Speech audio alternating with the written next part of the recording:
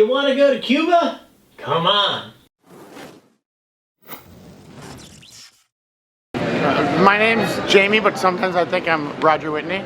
We don't want you to just survive in retirement. We want you to rock retirement. Hey! And that's all I have to say about that. So whenever I talk to people, travel is one of the things that they're looking forward to doing when they retire. They want to go see the world. They want to go see the country, which I think is a great thing.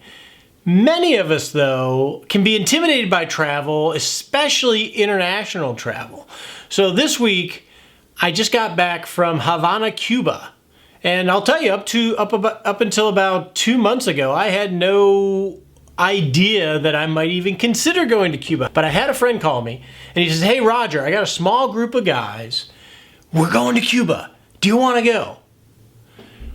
And I said, let me think about this. I got off the phone, I checked the flights, and I called him back and said, "I'm in. I'm going to Cuba." I don't speak a lick of Spanish. It's a communist country, for goodness sake. Honestly, I was a little bit intimidated.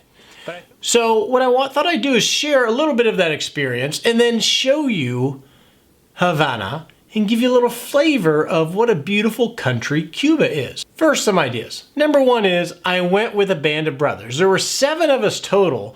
And I think one of the cool things about that was there were, 5 different decades represented? We had someone in their 30s, we had someone in their 40s, in their 50s, in their 60s, and even in their 70s. A 71-year-old gentleman came with us who was probably the most lively of the bunch. So we had 5 different decades of men that enjoyed each other's company.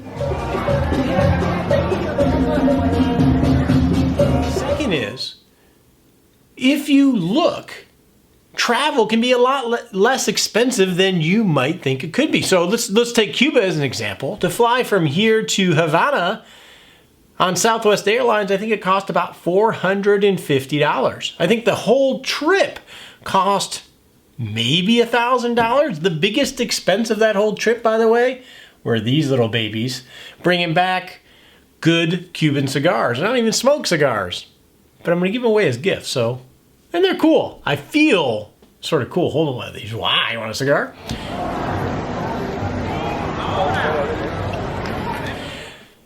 Third is, and I discovered this when I went to Mongolia, another crazy place earlier this year, is that even if you have no clue how to get there and you don't know anybody there, as soon as you start looking and tapping your network of friends, resources pop up. One of the gentlemen in this case had been there earlier this year and connected with 2 local people where we were able to stay at an Airbnb. They connected us with connections for cigars, showed us where the nice restaurants were. Up until a few months ago, we didn't know any of these people. So once you start leaning forward into a journey, it's amazing how these resources pop up. I think that's true in a lot of areas of life, not just travel. The next thing is I want to tell you, because Cuba, if you think about it, is a communist country, probably don't like the US that much with the embargoes and all the history there. We found the Cuban people to be gracious, engaging, curious, and helpful. And we made some really good friends there, even with the language barriers. I never felt unsafe in Havana, Cuba. When it comes down to it, for the majority of the world, people are people, and we're not all that different. And then lastly, this idea, I'm not necessarily retired, right? I'm 51. I'm going to be working for a long period of time. Many of us delay travel for later on. And you can maybe do some of the bigger stuff later on that you aspire to, but don't waste time. And with that, I just want to show you some video and photos I shot of Havana, Cuba, so you can get inspired to travel, not just now, but in retirement, so you can rock it. Hey, welcome to old Havana, Cuba. Havana Vieja. It's a pretty interesting place. One of the surprising facts about traveling to Cuba is you need much more water than you ever think you need, because you sweat your beep boop off And it's hard to day. get water. It's hard to find get water.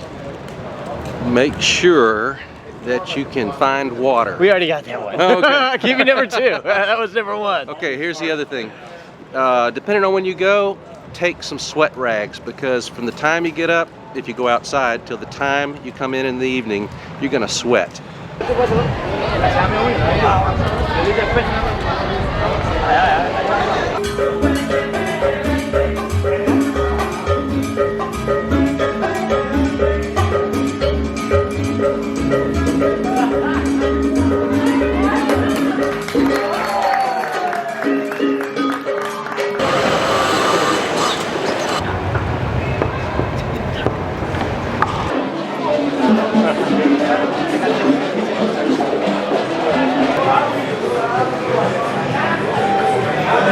Retirement.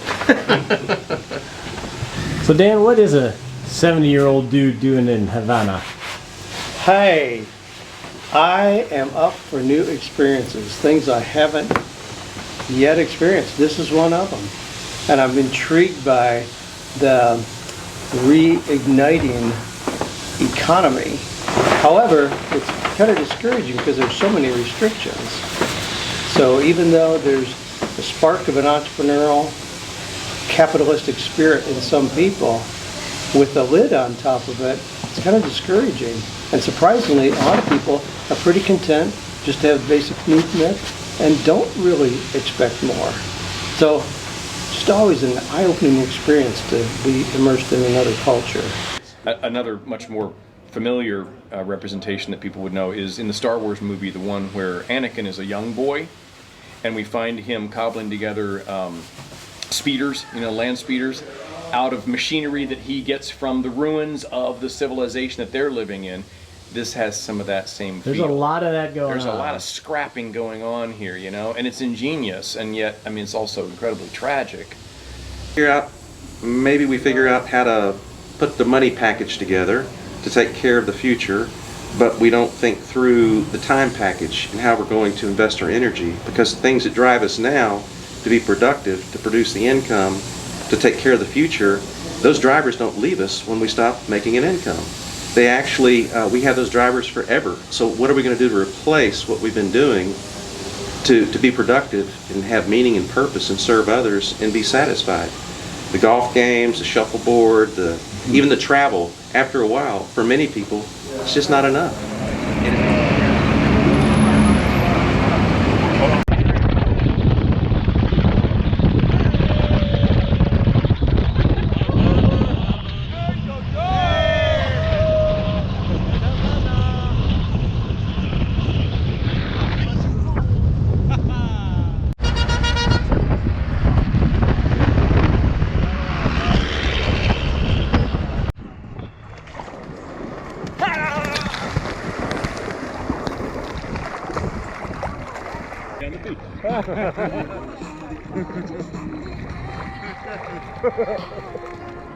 Bruno, Roger, it's your hat. Do the feet out.